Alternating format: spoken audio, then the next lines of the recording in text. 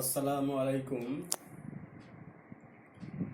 আজ class 7-এর online ক্লাসে ষষ্ঠ অধ্যায় নগর, বণিক ও বাণিজ্য নিয়ে আলোচনা করা হবে। পঞ্চম অধ্যায়ে আমরা দেখেছি মুঘল যুগ। সেই মুঘল যুগ নিয়ে বিস্তারিত আলোচনা করা হয়েছে। জহিরুদ্দিন মোহাম্মদ বাবর প্রতিষ্ঠিত যে মুঘল যুগ, সেই মুঘল যুগ থেকে শুরু করে ঔরঙ্গজেব 1707 খ্রিস্টাব্দ পর্যন্ত বিস্তারিত আলোচনা করা হয়েছে। আর এই পঞ্চম অধ্যায়ের মনসবদারি প্রথা, জায়গিদারি ব্যবস্থা, সংকট, দহসালা ব্যবস্থা, এগুলো যখন মুঘল সম্রাট আকবর যখন পড়িয়েছি তখন সেগুলো বিস্তারিত আলোচনা করেছি। ওই কারণে শেষ দিকে যেগুলো আছে সেগুলোর আলোচনা করা হলো না। আমরা সরাসরি তার পরের যে অধ্যায়, সেই ষষ্ঠ অধ্যায়ে আমরা চলে গেছি। তাহলে ষষ্ঠ অধ্যায়ে দেখো নগর, বণিক এবং বাণিজ্য পুরো টপিকটার নাম। সেই টপিকের দু তিনটে মূল বিষয় নিয়ে আমরা আলোচনা করব। তার মধ্যে একটা আছে যে মধ্যযুগে ভারতে শহর গড়ে ওঠার কারণগুলো কি কি ছিল। তারপর আছে যে দিল্লির অবস্থান কেন গুরুত্বপূর্ণ ছিল। আর সবশেষে যেটা আলোচনা করব সেটা হচ্ছে যে দিল্লির নাম কেন হজরত ই দিল্লি হয়েছিল। এই মূলত তিনটে টপিকের উপর আমরা এই অধ্যায়ের এই তিনটে টপিকের উপর আমরা আজকে আলোচনা করব। তাহলে প্রথমেই দেখো যে মধ্যযুগে ভারতের শহর গড়ে ওঠার কারণ বলার আগে তাহলে এই সময় ভারতবর্ষে কোন কোন শহর এবং নগর গড়ে উঠেছিল সেগুলো একটু দেখব। আর শহর নগর এই শব্দটার সঙ্গে সকলেই পরিচিত। এই নগর শব্দটা এসেছে সংস্কৃত থেকে, আর শহর শব্দটা এসেছে ফার্সি থেকে। তাহলে নগর শব্দটা সংস্কৃত আর শহর শব্দটা ফার্সি। এইগুলো শূন্যস্থান পূর্ণ আসে, এগুলো একটু মনে রাখতে হবে। তাহলে মধ্যযুগে ভারতবর্ষে যে সমস্ত শহরগুলো উল্লেখযোগ্য ছিল তার মধ্যে বাংলার পান্ডুয়া, গৌড়, নবদ্বীপ, চট্টগ্রাম, ফতেপুর সিক্রি বা ফতেপুর, বুরহানপুর এবং দক্ষিণ ভারতের গোলকুন্ডা, বিজাপুর উল্লেখযোগ্য ছিল। এছাড়াও ছিল আহমেদাবাদ এবং সুরাট।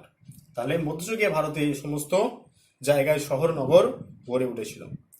তাহলে মধ্যযুগে ভারতের শহর গড়ে ওঠার কারণগুলো আমি লিখেছি: অর্থনৈতিক সমৃদ্ধি, উন্নত যোগাযোগ ব্যবস্থা, প্রশাসনিক কারণ, ধর্মীয় কারণ, আরো সমতল ভূমি। এই মূলত 5টা পয়েন্ট আমি লিখেছি। তাহলে প্রথমেই অর্থনৈতিক সমৃদ্ধি নিয়ে আলোচনা করছি।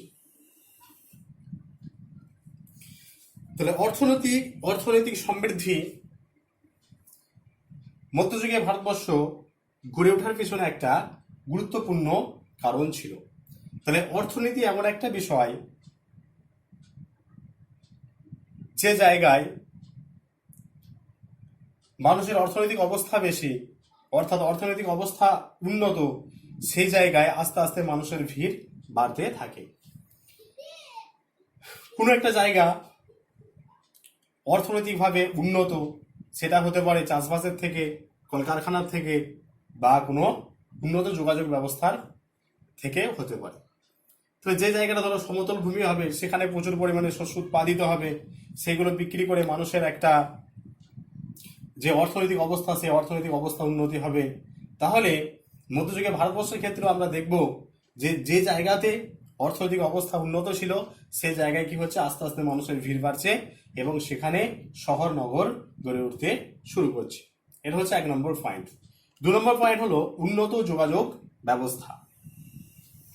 তাহলে যোগাযোগ ব্যবস্থা বলতে আমরা জলপথ, স্থলপথ, সেই সময়কালে জলপথ এবং স্থলপথ এই দুটোই আমরা আলোচনা করব। সেই সময় আকাশপথের আজকের দিনে যে আকাশপথ, সেই আকাশপথে যে উন্নতি সেই সময় এত ছিল না, বা আদৌ আকাশপথ সেই সময় চালু হয়েছিল কিনা সেটা আমার জানা নেই। তাহলে এই যোগাযোগ ব্যবস্থার ক্ষেত্রে আমরা জলপথ এবং স্থলপথকে বেছে নেব। তাহলে স্থলপথ, যে জায়গায় যোগাযোগ ব্যবস্থাটা ভালো, এক জায়গা থেকে আরেক জায়গায় তাহলে মানুষ খুব সহজে যেতে পারবে। তাহলে প্রত্যন্ত গ্রামের যারা মানুষ, তারা কি করছে, যাদের একটু অর্থনৈতিক অবস্থাটা ভালো, তারা কি করছে, শহরে গিয়ে বসবাস করতে শুরু করছে। কেন তারা শহরে গিয়ে বসবাস করতে শুরু করছে? সেখানে যে যোগাযোগ ব্যবস্থা, সেই যোগাযোগ ব্যবস্থাটা খুব উন্নত, এক জায়গা থেকে আরেক জায়গায় তারা খুব তাড়াতাড়ি যেতে পারবে। তাহলে এটা যদি স্থলপথ হয়, স্থলপথের ক্ষেত্রে যেমন গুরুত্বপূর্ণ, জলপথের ক্ষেত্রেও সেই সময়কালে এটা গুরুত্বপূর্ণ ছিল। অর্থাৎ পোতাশ্রয় বা বন্দর যেগুলোকে আমরা বলি, সেই বন্দরে কি হয়, বিভিন্ন জায়গার জাহাজ সেখানে এসে ভিড় করে, সেখানে বিভিন্ন মানুষের আদান প্রদান ঘটে, এবং আদান প্রদান ঘটার ফলে সেই জায়গাগুলো থেকে মানুষের একটা ইনকাম বাড়ে, আয় বাড়ে, ফলে সেই জায়গাগুলো আস্তে আস্তে মানুষ বসতি স্থাপন করে এবং সেগুলি কালক্রমে শহরের পরিণত হয়। নেক্সট পয়েন্ট আছে প্রশাসনিক কারণ। তাহলে প্রশাসনিক কারণ, প্রশাসনিক দপ্তর আমরা কোনগুলোকে বলি না, সরকারি যেগুলোকে দপ্তর, সরকারি যেগুলো দপ্তর সেগুলোকে প্রশাসনিক দপ্তর বলা হয়। অর্থাৎ প্রশাসনিক দপ্তরগুলো যেখানে থাকে সেখানে মানুষ আস্তে আস্তে ভিড় করতে শুরু করে এবং আস্তে আস্তে ভিড় করার ফলে সেগুলি কালক্রমে বড় বড় শহরে পরিণত হয়। নেক্সট পয়েন্ট হচ্ছে ধর্মীয় কারণ। তা ধর্মীয় কারণ মধ্যযুগে ভারতবর্ষ শহর গড়ে ওঠার ক্ষেত্রে একটা উল্লেখযোগ্য ভূমিকা পালন করেছিল। তাহলে ধর্মীয় কারণ ধরো, পুরো একটা বড় একটা মন্দির, সেই বড় একটা মন্দিরকে কেন্দ্র করে সেখানে হাজার হাজার লক্ষ লক্ষ মানুষের সমাগম ঘটে। তাহলে হাজার হাজার লক্ষ লক্ষ মানুষের সমাগম ঘটলে সেখানে মানুষের যে ক্রয় বিক্রয়, সেই ক্রয় বিক্রয় বাড়ে। মানুষ দোকানপাট, সেখানে দোকানপাট স্থাপন করে বা দোকানপাট তারা তৈরি করে, ফলে তাদের যে একটা ইনকাম বা আয়, সেই ইনকাম বা আয়টা বাড়তে শুরু করে। ফলে কোনো মন্দির বা মসজিদের ক্ষেত্রে এটা হতে পারে। আমরা যেমন দেখি যে আমাদের পবিত্র হজ ভূমি মক্কা, সেই মক্কায় সারা পৃথিবীর মানুষ এখানে যায় এবং গিয়ে সেখানে ভিড় করে। ফলে মক্কার যেগুলো শহর, মক্কা মদিনা, এই সমস্ত শহরগুলো অর্থনৈতিকভাবে খুব উন্নত এবং এখানে প্রচুর দোকানপাট আছে এবং মানুষের সমাগমও এখানে হয় বেশি এবং বেচা কেনাও বেশি হয়। তাহলে একরকম ভাবে ভারতবর্ষের ক্ষেত্রে আমরা এটা দেখবো। তাহলে কোনো মন্দির বা মসজিদ, মূলত মন্দিরের কথাটা এখানে বলা হচ্ছে। তাহলে পুরো একটা মন্দিরকে কেন্দ্র করে লক্ষ লক্ষ মানুষের সমাগম ঘটে, ফলে সেই জায়গাগুলো আস্তে আস্তে মানুষ বসতি স্থাপন করে এবং সেগুলি কালক্রমে একটা বড় শহরে পরিণত হয়। নেক্সট পয়েন্ট হচ্ছে সমতল ভূমি। তাহলে সমতল ভূমি যোগাযোগ ব্যবস্থার ক্ষেত্রে যেমন একটা আদর্শ জায়গা, এই সমতল ভূমি চাষবাসের ক্ষেত্রেও একটা আদর্শ জায়গা। অর্থাৎ চাষবাস সমতল ভূমিতে বেশি হয়, আর পাহাড়ি এলাকা যদি হয় সেখানে চাষবাস ভালো হয় না, মানুষের অর্থনৈতিক অবস্থাটা সেরকম ভালো হয় না। তাই সমতল ভূমিকে মানুষ বেশি পছন্দ করে এবং সমতল ভূমিগুলোতে আস্তে আস্তে কি হয়, শহর গড়ে ওঠে। তাহলে এই যে পাঁচটা কারণ বলা হলো, অর্থনৈতিক সমৃদ্ধি, উন্নত যোগাযোগ ব্যবস্থা, প্রশাসনিক কারণ, ধর্মীয় কারণ এবং সমতল ভূমি। তাহলে মধ্যযুগে ভারতবর্ষে যে শহর গড়ে উঠেছিল, সেই শহরগুলো গড়ে ওঠার পেছনে এই পাঁচটি কারণ খুব দায়ী ছিল বলে মনে করা হয়।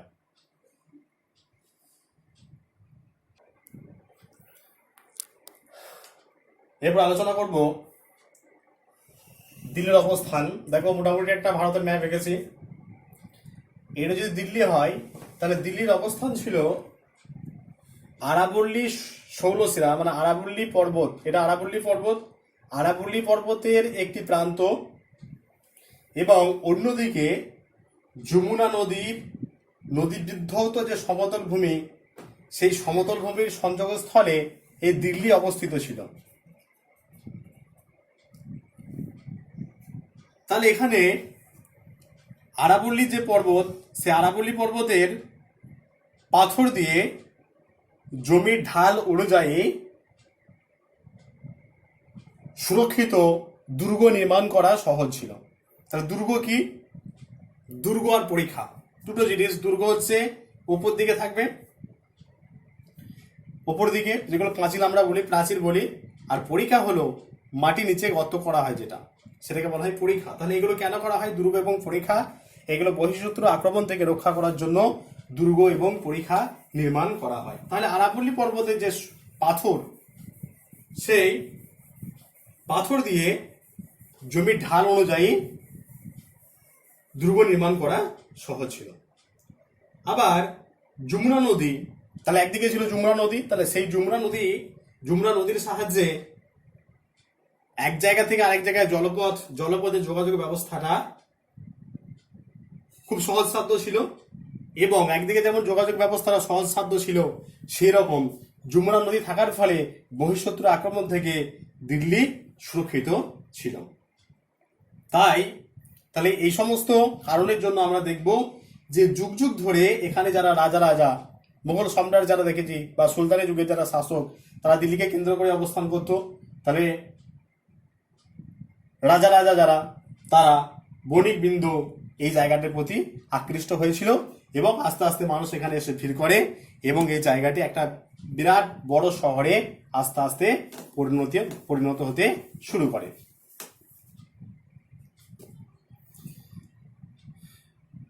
দিল্লি শহরের যে উৎপত্তি, সেই উৎপত্তি এবং বিকাশের দুটি পর্যায় ছিল। একটা হচ্ছে ত্রয়োদশ থেকে চতুর্দশ শতক, খ্রিস্টীয় ত্রয়োদশ থেকে চতুর্দশ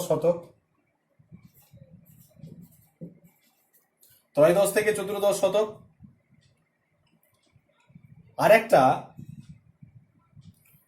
সপ্তম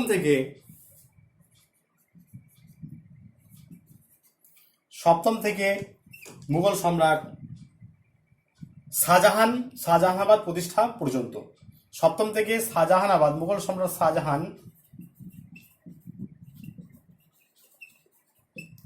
শাহজাহানাবাদ যে শহর প্রতিষ্ঠা করেছিলেন, সেই সময়কাল পর্যন্ত দিল্লির যে উৎপত্তি, সেই উৎপত্তিকে এই দুটো ভাগে ভাগ করা যায়। একটা হচ্ছে ত্রয়োদশ থেকে চতুর্দশ শতক, আর একটা হচ্ছে সপ্তম থেকে মুঘল সম্রাট শাহজাহানাবাদ প্রতিষ্ঠা পর্যন্ত। এরপর দিল্লি শহরের বিবর্তনটা একটু আলোচনা করছি, কিভাবে দিল্লি শহরের বিবর্তনটা ঘটেছিল। তাহলে কুতুবউদ্দিন আইবক, যাকে আমরা সুলতানি যুগের প্রতিষ্ঠাতা বলি, সেই কুতুবউদ্দিন আইবকের আমলে দিল্লি তৈরি হয়েছিল রাজপুত শাসকদের শহর ক্লারাই পিথোরাকে কেন্দ্র করে। তাহলে রাজপুত শাসক অর্থাৎ পৃথ্বীরাজ চৌহান এই ক্লারাই পিথোরা শহর তৈরি করেছিলেন। এই ক্লারাই পিথোরা শহরকে কেন্দ্র করে কুতুবউদ্দিন আইবকের আমলে দিল্লি তৈরি হয়েছিল। এটাই ছিল সুলতানি আমলের প্রথম দিল্লি বা কুতুব দিল্লি, মানে কুতুবউদ্দিন আইবকের নাম অনুসারে এটাকে কুতুব দিল্লি বলা হয়। পরবর্তীকালে গিয়াসউদ্দিন বলবনের আমলে গিয়াসপুর নামে একটি শহরতলি তৈরি হয়েছিল যমুনা নদীর তীরে। এর আরো পরবর্তীকালে গিয়াসউদ্দিন বলবনের পৌত্র কায়কবাদ খ্রিস্টীয় ত্রয়োদশ শতকে যমুনার তীরে কিলোঘড়ি প্রাসাদ তৈরি করেছিলেন। জালালউদ্দিন খলজির আমলে একে ঘিরে নতুন শহরে নাও তৈরি হয়েছিল। আলাউদ্দিন খলজির সময় মঙ্গল আক্রমণের হাত থেকে নাগরিকদের সুরক্ষা দেওয়ার জন্য সিরিতে শক্তপোক্ত একটা কেল্লা নির্মাণ করা হয়েছিল। সুলতান গিয়াসউদ্দিন তুঘলক অনুচরদের নিয়ে বসবাস করার জন্য পুরনো শহর অর্থাৎ দিল্লি যে পুরনো দিল্লি, সেখান থেকে দূরে গিয়ে তুঘলকাবাদ নামে একটা শহর প্রতিষ্ঠা করেছিলেন। মোহাম্মদ বিন তুঘলকের আমলে কুতুব দিল্লি সিরিও তার নিজের তৈরি জাহান পনাহকে এটি প্রাচীর দিয়ে ঘিরে বৃহত্তর শহর হিসাবে গড়ে তোলার তিনি চেষ্টা করেছিলেন। এছাড়াও দিল্লি শহরে যখন বিকাশ এইভাবে একটু একটু করে বৃদ্ধি পাচ্ছে, সেই সময়কালে একটা ঘটনা ঘটছে। সেই সময় মধ্য এশিয়ার এক দুর্ধর্ষ জাতি ছিল মঙ্গল জাতি। এই মঙ্গল জাতির কথা আমরা আগে জেনেছি। তাহলে এই মঙ্গল জাতি ইরাকের যে বাগদাদ শহর, সেই বাগদাদ শহর তারা কি করেছিল? ইরাকের বাগদাদ শহর তারা আক্রমণ করেছিল। আর এই বাগদাদ শহর ছিল ইসলামীয় শিক্ষা সংস্কৃতির একটা পীঠস্থান। তাহলে বাগদাদে যখন এরকম দুরবস্থা, সেই সময় মধ্য এশিয়া থেকে অনেক লোক এসে দিল্লিতে বসবাস করতে শুরু করে। দিল্লি হয়ে ওঠে সুফি সাধকদের অন্যতম পীঠস্থান। এই জন্য দিল্লির নাম হয়েছিল হজরত ই দিল্লি। তাহলে সেই সময়কালে সুফি সাধকদের মধ্যে সবচেয়ে বিখ্যাত যিনি ছিলেন, তার নাম শেখ নিজামউদ্দিন আউলিয়া। তাহলে এখান থেকে একটা প্রশ্ন আসে তোমাদের, যে টিকা লেখো হজরত ই দিল্লি। দেখো তোমাদের হজরতি দিল্লি অনেক সময় টিকা আছে 3 নম্বরের, আবার অনেক সময় 2 নম্বরের প্রশ্ন আসে, 2 অথবা 3, তাহলে সেরকম ভাবে এটাকে তৈরি করতে হবে। তাহলে মঙ্গলদের কথা আমরা জানি যে মঙ্গলরা ছিল দুর্ধর্ষ একটা জাতি। সেই মঙ্গল জাতিরা কি করেছিল, ইরাকের বাগদাদ শহর, সেই ইরাকের বাগদাদ শহর তারা আক্রমণ করেছিল। তাহলে ইরাকের বাগদাদ শহর যখন তারা আক্রমণ করলেন, তাহলে ইরাকের বাগদাদ শহর তারা আক্রমণ করলেন। আমরা জানি যে ইরাকের বাগদাদ শহর ছিল ইসলামীয় শিক্ষা সংস্কৃতির একটা অন্যতম পীঠস্থান, সেখানে বিভিন্ন জ্ঞানীগুণী মানুষ বসবাস করতেন। তাহলে ইরাকের বাগদাদ শহরে যখন এরকম অবস্থা, তখন এখানে যারা সুফি সাধক অর্থাৎ যারা জ্ঞানীগুণী পণ্ডিত ব্যক্তি, তারা কি করলেন, তারা সেখান থেকে চলে এলেন এবং দিল্লির উপকণ্ঠে এসে তারা বসবাস করতে শুরু করলেন। তাহলে দিল্লির উপকণ্ঠে এসে তারা বসবাস করছেন।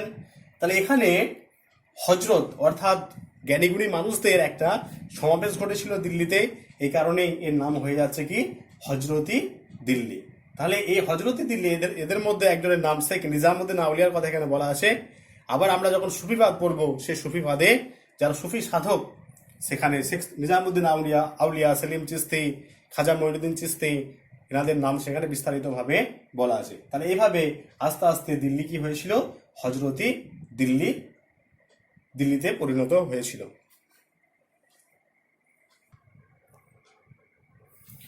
দিল্লি শহরকে কেন্দ্র করে অনেক গল্প আছে। তার মধ্যে তোমাদের যে টুকরো কথা, সেই টুকরো কথায় একটা গল্প বলা আছে যে হনুজ দিল্লি দূর অস, দিল্লি এখন অনেক দূর। তাহলে এই গল্পই আমরা দেখতে পাবো যে বিখ্যাত সুফি সাধক শেখ নিজামুদ্দিন আউলিয়া দিল্লির উপকণ্ঠে বসবাস শুরু করেছিল এবং শুরু করেছিলেন। শেখ নিজামুদ্দিন আউলিয়া একজন বিখ্যাত সাধক ছিলেন, সুফি সাধক। এই সুফি সাধকের আস্তে আস্তে ভক্ত সংখ্যা বৃদ্ধি পেতে শুরু করেছিল। এটা কিন্তু সুলতান গিয়াসউদ্দিন তুঘলক ভালো চোখে মেনে নিতে পারেননি এবং গিয়াসউদ্দিন তুঘলক গিয়াসউদ্দিন তুঘলক বিখ্যাত সুফি সাধক নিজামুদ্দিন আউলিয়াকে দিল্লির শহর থেকে একটা দূরে এক জায়গায় নির্বাসন দিয়েছিলেন। তাহলে দূরে এক জায়গায় নির্বাসন দিলেও সেখানেও কিন্তু তেনার ভক্ত সংখ্যা বৃদ্ধি পেতে শুরু করেছিল বা আস্তে আস্তে বেড়েই যাচ্ছিল। এতে যখন শেখ নিজামুদ্দিন আউলিয়া দমে গেলেন না, তখন গিয়াসউদ্দিন তুঘলক একটা যুদ্ধযাত্রা করতে গেলেন বাংলাদেশ এবং যুদ্ধযাত্রার আগে বলে গেলেন যে তিনি যুদ্ধযাত্রা ফিরে আসার আগেই যেন দিল্লি ছেড়ে তিনি চলে যান। এতে নিজামুদ্দিন আউলিয়ার যারা শিষ্য তারা খুব চিন্তিত হয়ে পড়লেন এবং তিনি একটাই কথা বললেন, হুনুজ দিল্লি দূর অস, দিল্লি এখন অনেক দূর। যখন গিয়াসউদ্দিন তুঘলক যুদ্ধ করে ফিরে এলেন, তখন গিয়াসউদ্দিন তুঘলককে স্বাগত জানানোর জন্য, যুদ্ধযাত্রা থেকে ফিরে এলেন তাকে স্বাগত জানানোর জন্য একটা সামিয়ানা বা একটা মঞ্চ তৈরি করা হয়েছিল। তাহলে তিনি যখন সেই মঞ্চ থেকে হেঁটে যাচ্ছিলেন, সেই সময় সেই মঞ্চটা তার উপরে পড়ে গিয়ে কি হয়েছিল, গিয়াসউদ্দিন তুঘলক মারা গিয়েছিলেন। তাহলে গিয়াসউদ্দিন তুঘলকের আর দিল্লিতে ফেরা হলো না।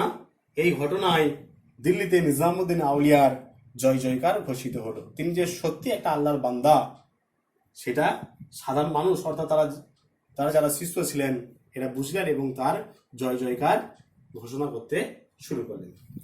তাহলে এখানে পর্যন্ত পড়ানো হলো। এরপর এই টপিকটা কি করবো, এই টপিকটা পড়ানোর সঙ্গে সঙ্গে যে সমস্ত প্রশ্নগুলো হয় সেই প্রশ্নগুলো দিয়ে দেবো। আর মুঘল যুগের বেশ কিছু প্রশ্ন বাকি আছে, সেই প্রশ্নগুলো আমি তোমাদের যে হোয়াটসঅ্যাপে গ্রুপ, সেই গ্রুপে আমি পাঠিয়ে দেবো। তাহলে এই অধ্যায়ে যে প্রশ্নগুলো হয় সেই প্রশ্নগুলো আমি একটু লিখে দিচ্ছি, লেখার পর সেই প্রশ্নগুলো কিভাবে লিখতে হয় সেটা একটু আমি আলোচনা করে দিচ্ছি।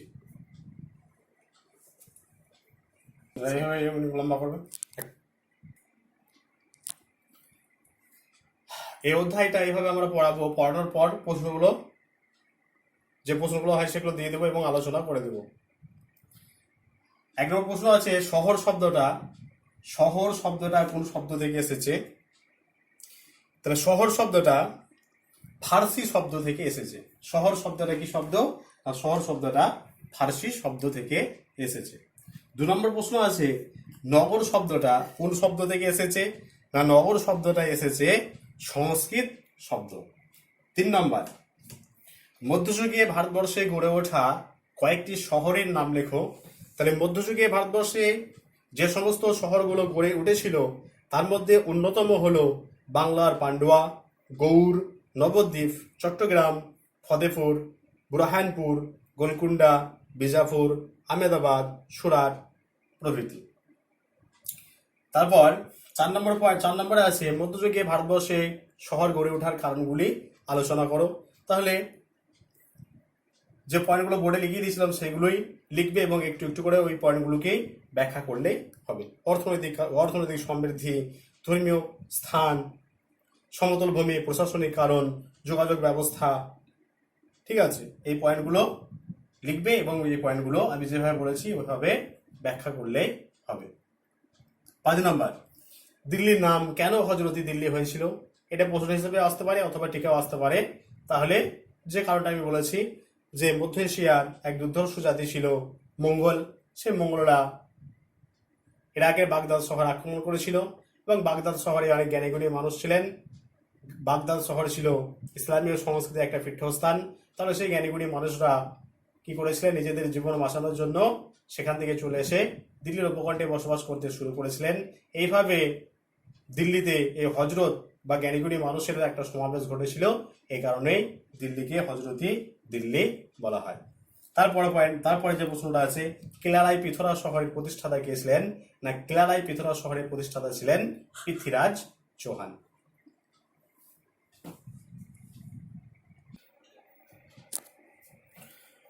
সাথে আছে, সিরি শহর কে নির্মাণ করেন বা সিরি শহরের প্রতিষ্ঠাতা কে ছিলেন? সিরি শহরের প্রতিষ্ঠাতা ছিলেন আলাউদ্দিন খলজি। খলজি বংশের শ্রেষ্ঠ শাসক আলাউদ্দিন খলজি। তারপরে আছে যে ফিরোজাবাদ শহরের প্রতিষ্ঠাতা কে ছিলেন? তাহলে ফিরোজাবাদ নাম শুনেই মনে হচ্ছে যে এই শহরের প্রতিষ্ঠাতা ছিলেন কে?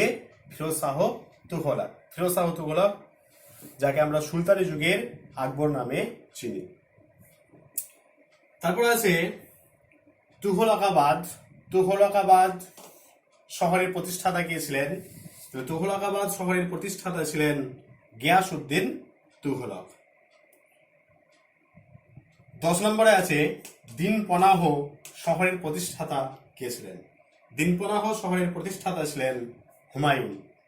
আর 11 নম্বর লাস্ট প্রশ্ন যেটা আছে, যে শাহজাহানাবাদ শহরের প্রতিষ্ঠাতা কে ছিলেন? তাহলে নাম শুনে মনে হচ্ছে কি না, শাহজাহান। অর্থাৎ এই শাহজাহানাবাদ শহরের প্রতিষ্ঠাতা ছিলেন মুঘল সম্রাট শাহজাহান। যতদূর পড়ানো হলো তোমাদের সেই পর্যন্ত প্রশ্ন দিয়ে দেওয়া হলো। সবাই প্রশ্নগুলো ভালোভাবে রেডি করবে। আর মুঘল চ্যাপ্টারের বেশ কিছু প্রশ্ন বাকি আছে, সেই প্রশ্নগুলো আমি তোমাদের দিয়ে দেব। আর এই প্রশ্ন উত্তর আমি সব বলে দিচ্ছি, তোমরা কিন্তু খাতায় সেইভাবে তোমরা এই প্রশ্ন উত্তরগুলো তৈরি করবে। যদি কোনো প্রশ্ন বুঝতে না পারো তাহলে অবশ্যই আমাকে ফোন করবে। আমাদের এখানে নেটওয়ার্কের কিছু সমস্যা আছে, হোয়াটসঅ্যাপে যদি না পাও তাহলে অবশ্যই কিন্তু ফোন করে জানার চেষ্টা করবে। কিন্তু কেউ করবে না যে ফোন করবো কি ভাববেন, এই সমস্ত নয়। ফোন তোমাদের সবারই কাছে আশা করছি নম্বর আছে, তোমরা পরীক্ষা দিয়েছো, প্রত্যেকটা স্যারের নাম্বারই তোমরা জানো। তাহলে তোমরা অবশ্যই ফোন করবে যদি কোনো প্রশ্ন ঠিকঠাকভাবে বুঝতে না পারো। বেশ কিছু ছাত্র আছে যারা ফোন করে জিজ্ঞাসা করে কোনো প্রশ্ন বুঝতে না পারলে। এটা কিন্তু সবাইকে বলা রইল, যদি কেউ বুঝতে না পারো অবশ্যই তোমরা ফোন করে জেনে নেওয়ার চেষ্টা করবে। তাহলে এখানে পর্যন্ত হলো, এখানে ক্লাস শেষ করছি। সবাই ভালো থাকবে।